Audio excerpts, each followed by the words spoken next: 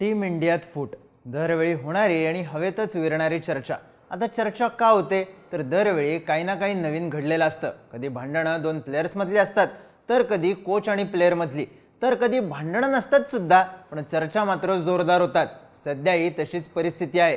म्हणजे एका बाजूला IPL सुरू आहे, पण दुसऱ्या बाजूला चर्चेत टीम इंडियाची ड्रेसिंग रूम आहे.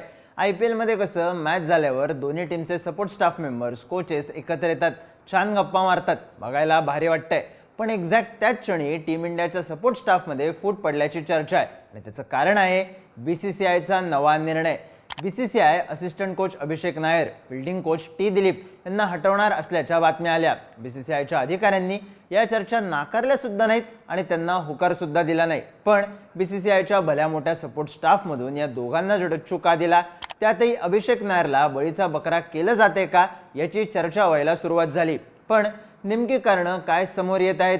टीम इंडियात फुटीची चर्चा का होत आहे, पाहूयात या व्हिडिओमधून. नमस्कार, मी चिन्मय आणि तुम्ही पाहताय बोलभिडू. सगळ्यात आधी बघू बातम्या काय आल्या. तर BCCIने टीम इंडियाचा असिस्टंट कोच अभिषेक नायरचं कॉन्ट्रॅक्ट रिन्यू केलं नाही अशी बातमी आली. मागच्या वर्षी जुलैमध्ये गौतम गंभीरने आपला सपोर्ट स्टाफ निवडला होता, तेव्हा त्यात अभिषेक नायरचं सुद्धा नाव होतं. नायर इंडियन टीमचा असिस्टंट कोच झाला होता, पण वर्ष पूर्ण व्हायच्या आतच नायरला सपोर्ट स्टाफमधून बाजूला केल्याच्या बातम्या आल्या. मग याला जोडून काही कारणं सांगण्यात आली. वेगवेगळे दावे करण्यात आले.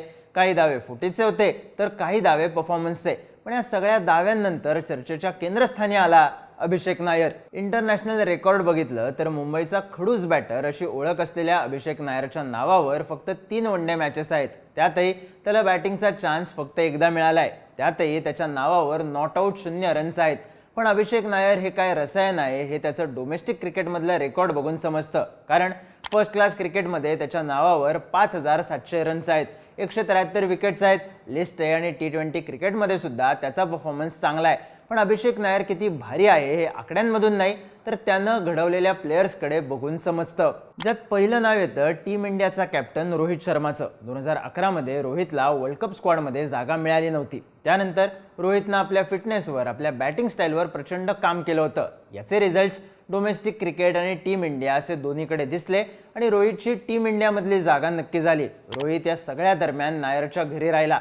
रोहितनं काय खाल्लं पाहिजे, रोहितनं कसा व्यायाम केला पाहिजे अशी प्रत्येक गोष्ट नायरनं ठरवली आणि रोहितला आपल्या टॅलेंटला न्याय देता आला. असंच काहीसं श्रेयस अय्यर सोबत घडलं, दिनेश कार्तिक सोबत घडलं. आता कोलकात्याकडून खेळणाऱ्या अंगक्रिश रघुवंशीला नायरनं ट्रेन केलंय. एवढंच नाही तर फिनिशर म्हणून IPL आणि इंटरनॅशनल क्रिकेट गाजवणाऱ्या रिंकू सिंगलाही ट्रेनिंग नायरचं. आणि व्हाईट बॉल क्रिकेटमध्ये खतरनाक कमबॅक करणारा KL राहुलही क्रेडिट देतो अभिषेक नायरलाच. थोडक्यात टीम इंडियात असिस्टंट कोच म्हणून आल्यापासूनच नाही तर त्या आधीपासूनच नायरचे टीम इंडियातल्या अनेक प्लेयर्सशी चांगले संबंध आहेत. त्यांच्या करिअरमधल्या महत्त्वाच्या आणि अडचणीच्या टप्प्यात नायरनं त्यांच्या फिटनेसवर, त्यांच्या बॅटिंग स्टाईलवर काम केलंय. थोडक्यात तो एकाच दुसऱ्या नाही तर बऱ्याच प्लेयर्सशी चांगल्या प्रकारे कनेक्टेड आहे. मग तरी सुद्धा त्याला बाजूला का करण्यात आलं असा प्रश्न आता विचारला जातोय. अभिषेक नायर टीम इंडियाचा असिस्टंट कोच होण्याआधी कोलकाता नाईट रायडर्सचा असिस्टंट कोच होता. जेव्हा गंभीरनं आपला सपोर्ट स्टाफ निवडला तेव्हा त्यात त्याची निवड होण्यामागे KKR कोटा असल्याची चर्चा तेव्हा झाली होती. मग आता त्याला बाजूला करण्यात आलं तेव्हा KKR कोटा कुठे गेला? मुळात नायरला सपोर्ट स्टाफमधून काढायचा निर्णय जरी आत्ता समोर आला असला तरी त्याला हटवण्याची तयारी जानेवारी नंतरच सुरू झाल्याच्या बातम्या आता येताना दिसत आहेत.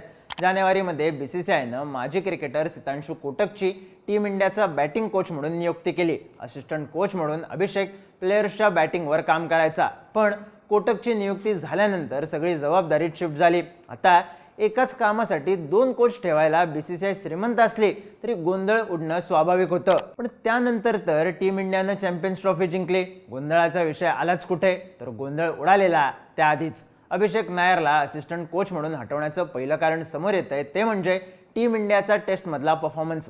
चॅम्पियन्स ट्रॉफी जिंकली असली किंवा इंग्लंडला वनडे सिरीजमध्ये हरवलं असलं तरी टीम इंडिया न्यूझीलंड आणि ऑस्ट्रेलिया समोर मात्र सपशेल गणली. न्यूझीलंडनं तर होम ग्राउंडमध्ये टीम इंडियाला व्हाईट वॉश दिला, त्यामुळे टेन्शन वाढलं.